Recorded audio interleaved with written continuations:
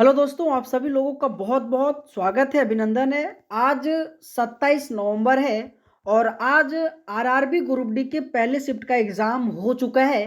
तो मेरे दोस्त, आज के पेपर में किस तरीके से क्वेश्चन पूछा गया था, क्या लेवल रहा था? आइए दोस्तों, इस क्लास के माध्यम से डिस्कशन करने वाले हैं। तो पहला क्वेश्चन पूछा गया था कि अनुच्छेद 52 किससे संबंधित है?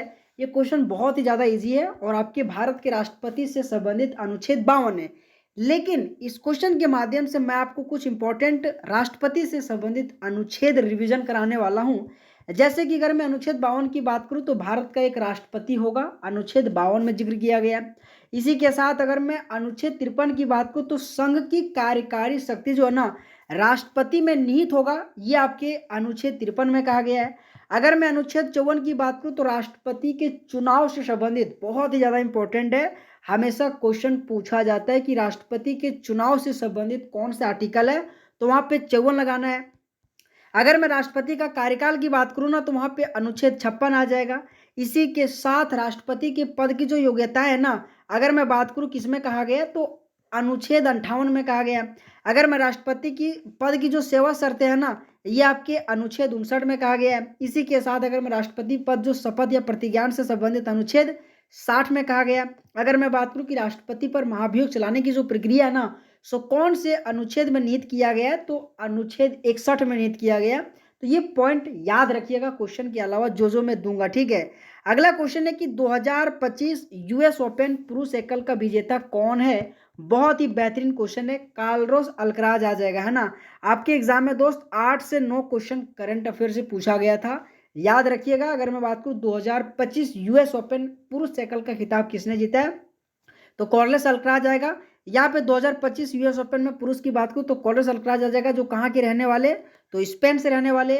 और अगर मैं महिला विजेता की बात करूं तो आर्यन समलेंका आ जाएगा, जो बेलारूस की रहने वाली है ना। यहाँ पे ये भी क्वेश्चन पूछा जा सकता है कि अल्कराज ने जैनिक सिनर को हराया था, लेकिन यहाँ पे आर्यन सबलेंका ने किसे हराया था, तो आपके अमांडा के जो अनिसिमोवा है ना, उनको हराया था, ठीक है। तो ये दोनों पॉइंट याद रखिएगा, ठीक है। अगला क्वेश्चन जाने से पहले एक छोटा सा इन्फॉर्मेशन है मेरे दोस्त, अगर आप आरआरबी ग्रुप डी 2025 की एग्जाम देने जा रहे हैं तो ये करंट अफेयर का बहुत ही जबरदस्त कंटेंट है, क्योंकि मेरे दोस्त 8 से 9 क्वेश्चन पूछा जा रहा है, जिसमें से मैंने टॉपिक वाइज से रखा हूं। आपके पुरस्कार एवं सम्मान से क्वेश्चन, स्पोर्ट्स करंट अफेयर से क्वेश्चन, मतलब दोस्त आज के पेपर से करीब 5 से 6 क्वेश्चन इसी करंट अफेयर ई बुक से देखने को मिला था। अगर आप मेरे दोस्त नहीं लिए ना तो जरूर लीजिएगा इस व्हाट्सअप नंबर के माध्यम से, क्योंकि बहुत साथीगण लिया भी है और अच्छा रिस्पॉन्स जब मिला ना यार, कितना क्वेश्चन पूछा जा रहा है तो यार मजा भी आता है, ठीक है। इसी के साथ स्टैटिक जीके भी बहुत इंपॉर्टेंट है। आपके एग्जाम में अनुच्छेद से क्वेश्चन पूछा गया था, पंचायती राज से संबंधित अनुच्छेद क्वेश्चन पूछा गया था, राष्ट्रपति से संबंधित, ये सभी के सभी क्वेश्चन इसमें दिया गया है ना। और हमें खुशी भी लगता है यार, क्योंकि क्वेश्चन पूछा जा रहा है, विटामिन से क्वेश्चन पूछा गया था, रासायनिक नाम से, ये सारा का सारा क्वेश्चन डाला गया है। तो मेरे दोस्त मैं कहता हूं कि कॉम्बो ले लो, मात्र 51 रुपये लगेगा, अभी भी आपके पास टाइम है, ठीक है। अगर मैं बात करूं साथीगण किस प्रकार से क्वेश्चन डाला गया, आप ये देख सकते हैं, बहुत बेहतरीन, बहुत ही सिस्टमेटिक तरीके से बनाया गया, ठीक है। अगला क्वेश्चन देखते हैं कि भूटिया जनजाति किस राज्य में पाई जाती है। ये भी दोस्तों क्वेश्चन हमारी बुक में डाला गया है ना, तो सिक्किम आ जाएगा, ठीक है, कि भूटिया जनजाति किस राज्य में पाई जाती है, तो वहां पे सिक्किम आप सभी लोगों को आंसर लगाना है, क्योंकि बहुत इंपॉर्टेंट क्वेश्चन है। अगला क्वेश्चन है कि तवाड़ा राष्ट्रीय उद्यान कहाँ पर स्थित है, तो वहां पे आप सब लोगों को जम्मू कश्मीर लगाना है ना। और ये दोस्तों स्टैटिक जीके से हमेशा अक्सर क्वेश्चन पूछा जाता है, राष्ट्रीय उद्यान हो, नदी हो, आपके लोक नृत्य हो, इस तरह से क्वेश्चन आता है, ठीक है। लेकिन यहाँ पे मैं आपको कुछ इंपॉर्टेंट राष्ट्रीय उद्यान रिवीजन कराने वाला हूँ, ठीक है। जैसे कि अगर मैं बात करूँ कि काजीरंगा राष्ट्रीय उद्यान कहाँ पे, तो असम में। अगर मैं कॉर्बेट राष्ट्रीय उद्यान की बात करूँ तो उत्तराखंड में आ जाएगा। इसी के साथ रणथंबोर राष्ट्रीय उद्यान की बात करूँ तो राजस्थान आ जाएगा। अगर मैं कान्हा राष्ट्रीय उद्यान की बात करूँ तो मध्य प्रदेश आ जाएगा।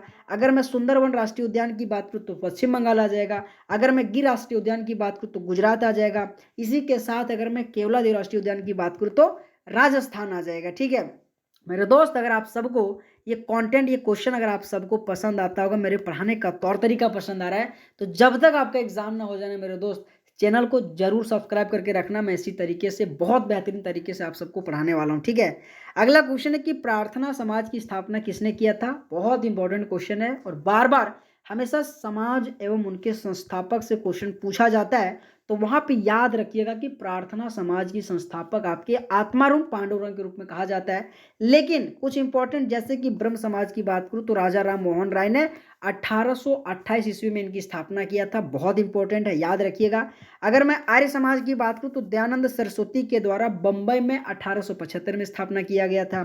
इसी के साथ प्रार्थना समाज जो क्वेश्चन पूछा ही गया था आत्माराम पांडुरंग के द्वारा 1867 में किया गया था, है ना, बहुत इंपॉर्टेंट है। लेकिन यहाँ पे आपके महादेव गोविंद रानाडे से भी क्वेश्चन पूछा जाता है, उनका भी योगदान आपकी प्रार्थना समाज में जाना जाता है, ठीक है। लेकिन कुछ दो ही और आपको याद रखना, जैसे कि तत्वबोधिनी सभा की बात करूँ तो देवेंद्र नाथ टैगोर जो आपके 1839 में। अगर मैं सत्यशोधक समाज की बात करूँ तो ज्योतिबा फुले आपके 1873 में किया गया था। और अगर मैं रामकृष्ण मिशन की बात करूँ तो स्वामी विवेकानंद जी के द्वारा 1897 में किया गया था। तो ये सभी के सभी पॉइंट याद रखिएगा, आपके एग्जाम में क्वेश्चन पूछा जाएगा। अगला क्वेश्चन पुनः करंट अफेयर से पूछा गया था और ये भी क्वेश्चन हमारी बुक में डाला गया है ना, जो 31 रुपया ना, उसमें ये भी कंटेंट डाला गया और मुझे खुशी लगता है यार, ये सब क्वेश्चन पूछा गया था, ठीक है। अगला क्वेश्चन है कि अंडर 19 महिला T20 विश्व कप जीतने जो कि किसने जीता था, तो वहां पे भारत दिया था। और मेरे ई बुक में आपको बेहतरीन तरीके से स्पोर्ट्स करंट अफेयर टॉपिक में मिल जाएगा, ठीक है। अगला अगर मैं क्वेश्चन की बात करूं कि 2025 भौतिकी का नोबेल पुरस्कार, ये भी बहुत बेहतरीन क्वेश्चन है। यहाँ पे जॉन क्लर्क, आपके मिशेल डेरोवाटर, इसी के साथ जॉन मार्टिनेस, इस क्वेश्चन का राइट आंसर आ जाएगा, ठीक है।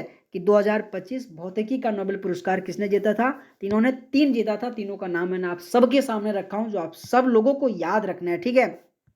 हमेशा क्वेश्चन पूछा जाता है कि 2025 भौतिकी का नोबेल पुरस्कार, तो जॉन क्लर्क, इसी के साथ मिशेल डेरोवेटा आ जाएगा और जॉन मार्टिनेस से आ जाएगा, ठीक है। अगला क्वेश्चन है कि 2025 योग दिवस का क्या थीम है, ये भी बड़ा बेहतरीन क्वेश्चन है, योगा फॉर वेलनेस, इस क्वेश्चन का राइट आंसर आ जाएगा, ठीक है। 2025 योग दिवस का क्या थीम है, तो योगा फॉर वेलनेस आ जाएगा।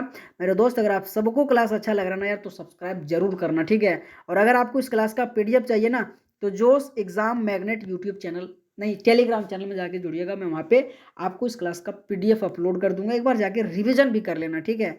अगला क्वेश्चन है कि विद्युत धारा का SI मात्रक क्या है, तो वहाँ पे एम्पियर आ जाएगा, है ना। आपके साइन से भी मैंने क्वेश्चन रखा हूँ, तो आपके लिए बहुत बेहतरीन तरीके से क्वेश्चन ये है, आपको याद रखना पड़ेगा, ठीक है। कि विद्युत धारा का SI मात्रक क्या है, तो एम्पियर आ जाएगा। अगला क्वेश्चन है कि विटामिन B3 की कमी से कौन सा रोग होता है, पेलग्रा आ जाएगा, ठीक है। बहुत बेहतरीन क्वेश्चन है, हमेशा विटामिन से संबंधित आपके रेलवे में क्वेश्चन पूछा जाता है, ठीक है। तो वहां पे पेलेग्रा आ जाएगा, ठीक है। कि विटामिन B3 की कमी से कौन सा रोग होता है, तो पेलेग्रा आ जाएगा। लेकिन विटामिन B3 का रासायनिक नाम क्या होता है, आप सभी को एक होमवर्क दे रहा हूँ, कमेंट बॉक्स में आंसर करना, ठीक है। कि विटामिन B3 का रासायनिक नाम क्या है, तो एक होमवर्क में दे रहा हूँ, सभी लोगों को कमेंट बॉक्स में आंसर करना है, ठीक है।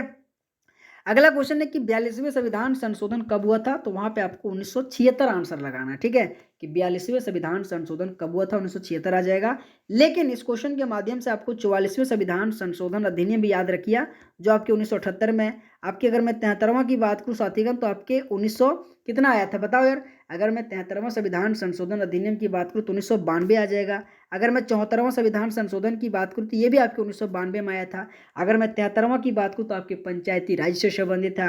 अगर मैं 74वां की बात करूँ तो ये नगर निगम से संबंधित है ना। ये क्वेश्चन अक्सर पूछा जाता है। अगर मैं 52वां संविधान संशोधन की बात करूँ तो आपके 1985 में आया था, जो आपके दल बदल से संबंधित है ना। तो ये सब छोटे छोटे पॉइंट क्वेश्चन पूछा गया था, जो आप सब लोगों को याद रखना है, ठीक है।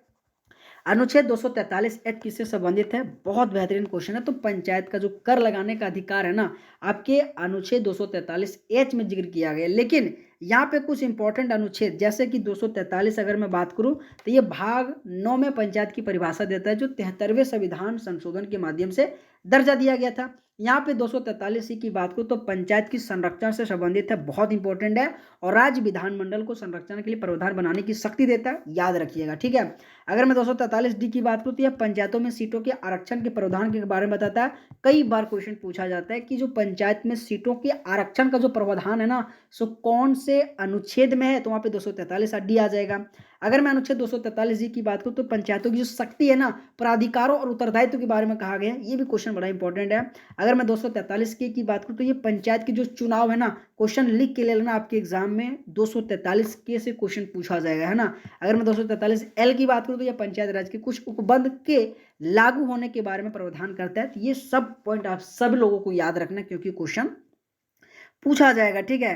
अगला क्वेश्चन है कि रामकृष्ण मिशन की स्थापना किसने किया था? तो वहाँ पे स्वामी विवेकानंद जी आ जाएगा। ठीक है, मैं बार-बार कह रहा हूँ, एक बार और भी कह रहा हूँ, अगर दोस्त आप करंट अफेयर और आपकी स्टैटिक जीके में अगर वीकनेस है, तो ये टॉपिक वाइज़ करके जो मैंने बनाया हूँ ना, बहुत बेहतरीन तरीके से बनाया गया हूँ और क्वेश्चन आपके एग्ज़ाम में पूछा भी गया था। ठीक है, तो मेरे दोस्त अगर आपको लेना तो मैं चाहता हूँ कि कॉम्बो ले ही लो, ₹51 लगेगा और अभी भी